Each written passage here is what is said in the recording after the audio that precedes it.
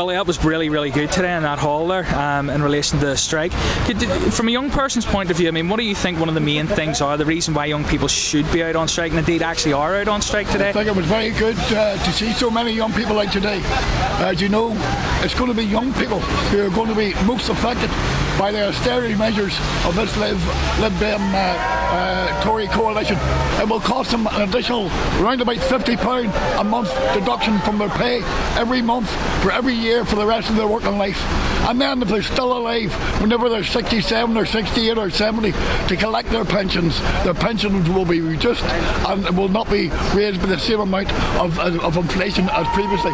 It's important for every young person in NIPSA to get involved in the union and also to get involved in NIPSA Youth, because it's their future. It's not oldies like me, it's the future of young people in the public sector. Billy Lynn, Civil Service Group Executive Chair, thanks very much.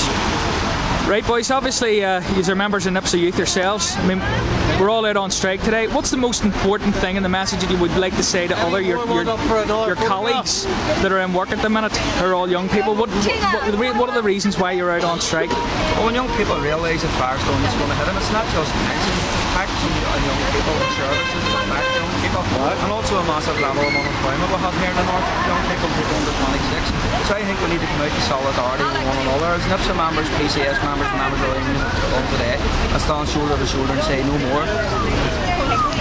Yourselves? I work in the frontline jobs and benefits office, and we're faced daily with rising workloads of young people coming in out of universities and further education colleges, good standard of education, loads of qualifications, can't get a job, and there's going to be no space in the public sector for them because the cuts, which is where people would have traditionally gone to. The private sector in Northern Ireland is shrinking, and these austerity measures being brought in by a condemned government really isn't helping the situation. Things are only going to get worse unless young people in the union movement stand up, take a stand against these cuts. Speaking to young people, particularly in the public services, I'd like to say, although you may be working okay now, you may think your pension is a million miles off. It's not that long off. It's not hard to take it away. And see, in the long run, the small-term loss you might feel today will justify the ends if we do become successful. And I believe we can be successful in this fight. We're being forced to work longer, pay more, and receive less. I say, although your pension might seem 30, 40, even 50 years ahead, it's going to affect you every day, every week, and every month of your working life until you retire.